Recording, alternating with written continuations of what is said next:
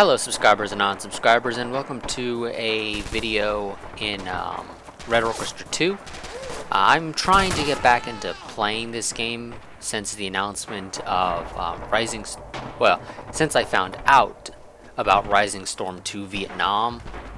And I never actually really got the chance to play the Red Orchestra 2 portion of the multiplayer, because when I picked up the game, I believe it was around the release of Rising Storm, and because of that, I never really got the chance to play Red Orchestra 2's multiplayer because most people had most of the servers were Rising Storm servers, probably because that was around its release. And so again, I am trying to get back into playing the game because I do think it is fun. It's just, for me, the most annoying part is finding matches most of the time, because I tend to get issues when connecting to servers. Usually those issues being, I get told, lost connection to host while it's loading the match. And so it's like, oh gee, thanks. And then when I do finally get into it, so I'll spend sometimes like 10 to 20 minutes trying to find a match. And when I finally do get into a match, well, most of the time what ends up happening is it's near the end of the match, and when the match ends, a lot of people leave, and thus I end up in a server with very few people, and honestly, those are not fun. So I'll tend to end up leaving and then spend like another 10 to 20 minutes trying to find a match, only to yet again end up in a match that's near its end. Kind of annoying, but I can't really do anything about that. So far it does seem as though at least I started playing it a couple days ago as of when I'm sort of recording this post-commentary, and actually I surprisingly haven't really had that issue. I do want to say my FPS is not good at all in this game, especially in these earlier videos here, because my settings, well, I had set them to Ultra because I was like, okay, well, what kind of performance do I get in Ultra? And so yeah. So I've got two matches here of of Red Orchestra 2 multiplayer, and then I've got a bunch more Rising Storm multiplayer. Those are in the campaign game mode, or whatever they call it, where essentially you get an actual campaign to go through the maps and whatnot.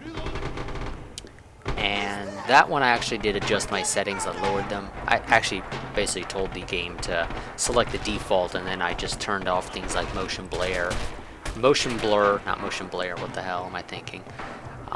I told it to set to default and then turn off motion blur and AA, because for me those are kind of annoying. Well, for me, I don't usually notice too much in the way of jaggedness in a lot of my games, and so I usually turn off AA, honestly, because I just see it as kind of a waste of my time to have it on, and only when I do notice jagged edges do I ever bother really turning it on. I usually have it off though, just to try and boost my FPS a little bit.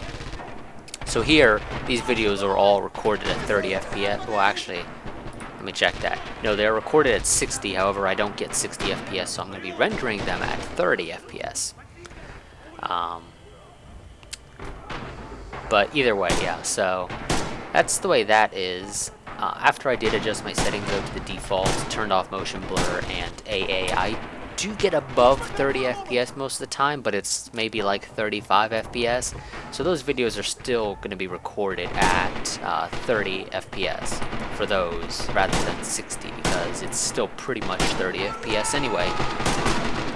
But if I was getting like a fairly steady like 50 to 60 FPS most of the time, then I would probably go and actually record at 60, but I don't right now, so it's a waste of my time to go and actually record at 60 FPS, because you guys are still going to see what is pretty much 30 FPS most of the time.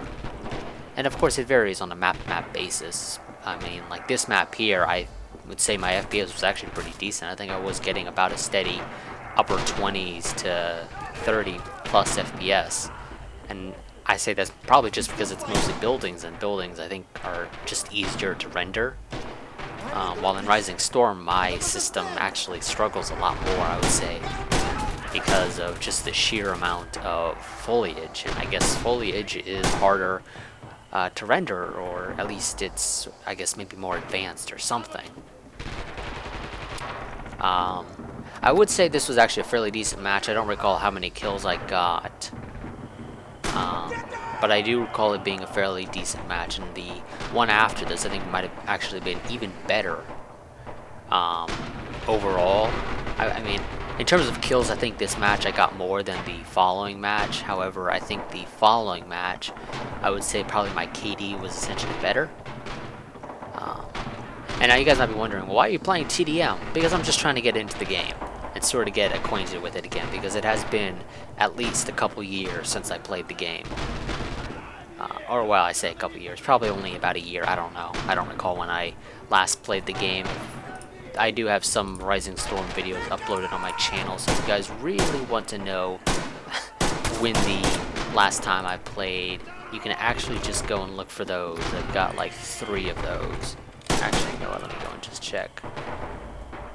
I know I got 3 and I just uploaded 1. Yeah, the last time I played the game was August 2013. Before this, so it's been actually just over 2 years pretty much, because the last Rising Storm video that I just uploaded today on Monday the 31st to go up today, I recorded on, I think, the 28th of August, and the last time I uploaded a video for Rising Storm was August 8th, 2013, but that didn't go up until August 15th, 2013.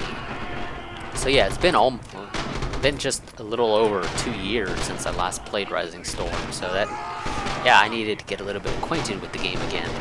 So I decided, you know what, I'll just go with Team Deathmatch. I think that's easier for me to get into it, because there's really no objectives that I have to worry about. And then, sort of once I feel as though I'm comfortable, more so with the game, I'll go ahead and move on into the actual meat of the game, which is the objective-based game modes. And, well, that happens after I record, essentially, or the next time I play the game, which is after these 2 matches.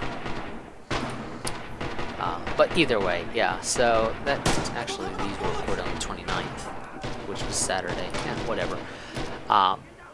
Whatever, my point being that, yeah, it's been quite a while. It's been a number of years since I played the game, so I wanted to get acquainted with it again, and I figured Team Deathmatch is the easiest way to get acquainted with it, because the only objective is to kill the enemy and try to avoid getting killed yourself.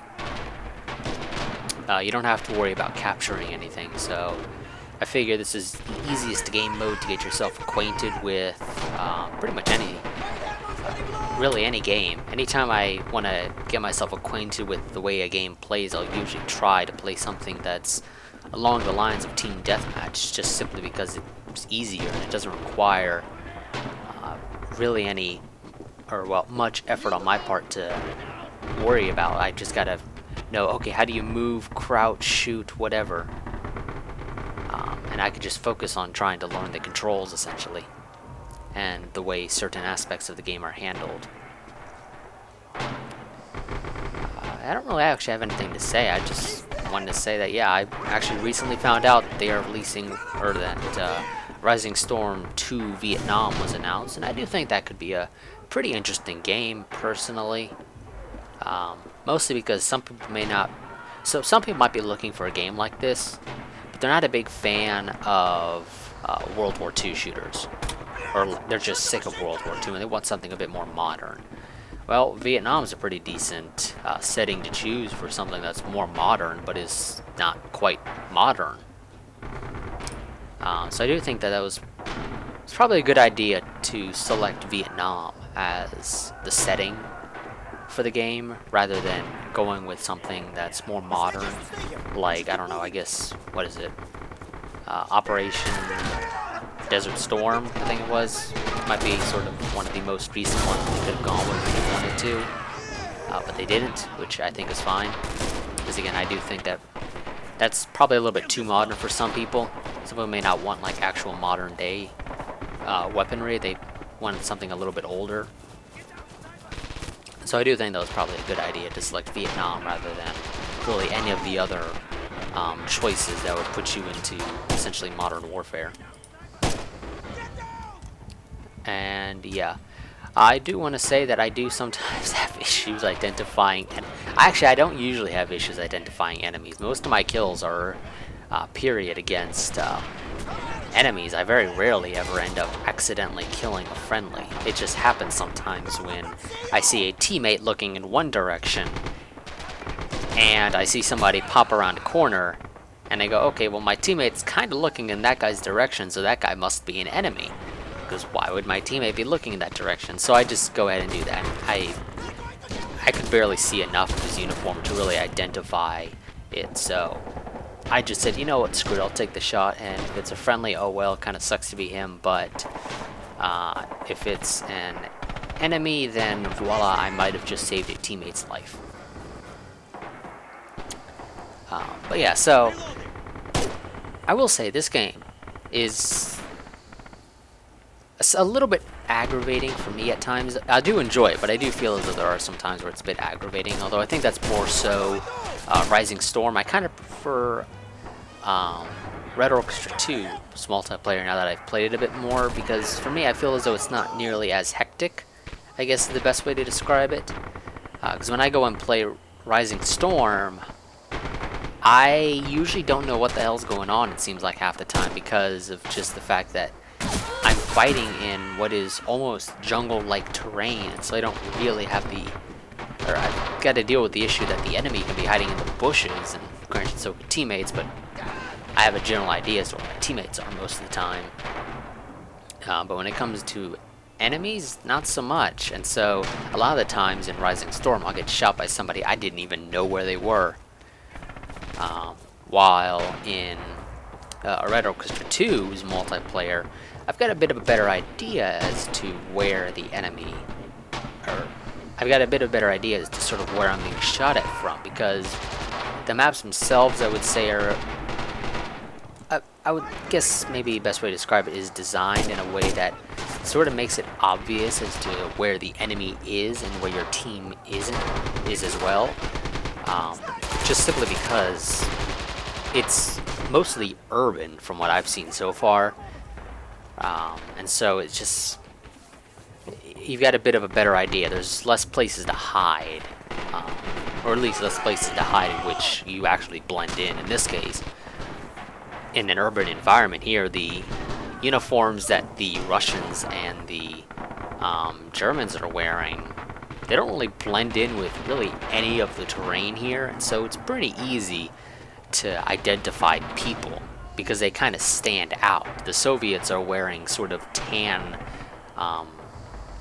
uniforms, and so hey, there's really no tan areas of the map, at least not so much so that a Soviet soldier will blend in with it, while the Germans are wearing these like gray or black uniforms, and well, there's really nowhere for them to blend in on the maps as well, so it's kind of easy to tell. And in the case of the Germans, it's a bit easier to identify them because most of them are actually wearing helmets, while from what I've seen so far of the Soviet soldiers, most of them aren't wearing helmets.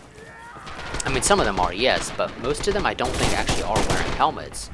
So most of the time when you see somebody wearing a helmet, chances are it's an enemy when you're playing as the Soviets, while if you're playing as the Germans, generally speaking, if you don't see someone wearing a helmet, they're probably an enemy, or at least there's a decent chance that it's an enemy. And so in this case, it's much easier for me to identify, generally speaking, and have a better idea as to sort of where the enemy is situated and where my teammates are situated. While in Rising Storm, I don't really have that. In Rising Storm, I will admit, I completely struggle usually to figure out sort of where things are happening at times, just simply because of the amount of cover that is essentially there because of all the foliage that you can hide in. And so yeah, again though, I do still enjoy both of them, and I do think the community is actually pretty decent. I wouldn't describe them as hostile or anything, which is always a wonderful thing to be able to say about a community personally. Because, well, hostile communities aren't exactly really the kind of communities I would ever want to bother being a part of, while a community like this, that I mean, they don't go and like swear and cuss out people that are bad at the game or anything like that. At least that I have noticed. So I would say that that's actually pretty decent. So I would say they're an overall decent community, personally. And the game itself is actually fairly cheap for something like this, but of course it's also something that's not necessarily everybody's cup of tea. The game itself, I think, is only about 20 bucks. Yeah, it's only $20 on Steam, and it's it probably goes on sale quite low when it does go on sale. I mean, I don't think it goes on sale often, but I think when it does go on sale, it's actually really freaking low, essentially, that it goes on sale. I think some people have said it's gone down on sale for like $5, and sometimes it's been bundled into, I guess, humble bundles and whatnot, and so that also helps drive down the price. So for anyone that's interested in picking up the game, you can sometimes manage to pick it up for pretty freaking cheap. And honestly, if you're a fan of World War II shooters and you're looking for something that's a bit more hardcore, I think this is definitely going to be something that's overall your cup of tea. Although the game itself, I don't believe, has a Western Front sort of campaign, so I don't think there is like American and British versus Germans. I think it's pretty much all Soviets versus Germans, or Americans versus Japanese. And so, yeah, and actually from what I understand, you don't actually have to own Rising Storm to be able to play on those maps, actually. Although you are limited to playing as just the Rifleman class, to my understanding, but you're still not required, per se, to own Rising Storm just to be able to play on those maps. Which is actually, I would say, a fairly nice thing, because it sort of helps make sure that the community isn't really split up for the most part. Because, again, you can play both game modes, even if you own just Red Orchestra 2. Although I think at this point, anytime you buy it, it's pretty much always going to include both either way. So it's highly unlikely, for the most part, that people pick up just Red Orchestra 2. They'll usually end up picking up both, just simply because they've bundled the two together from, I don't know when, but at some point they decided to combine the two games, and so that's just the way that works out. And this match is about 4 minutes left. Again, I do think it was an overall good match. I do think the game is good. So if you're a fan of World War II shooters and you're looking for something that's sort of more realistic, I do think that this is overall probably a game that will interest you at the end of the day. Although it might take a little bit of getting used to a degree. Depending on, I guess, your experience with hardcore, well, I guess maybe not hardcore, but realistic shooters. Because if you don't play a lot of realistic shooters, you're going to probably struggle a bit more with the game.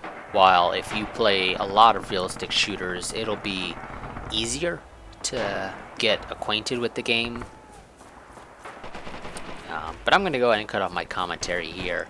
As always, like, favorite, comment, subscribe, share, and I'll see you guys next time. But until then, goodbye and farewell.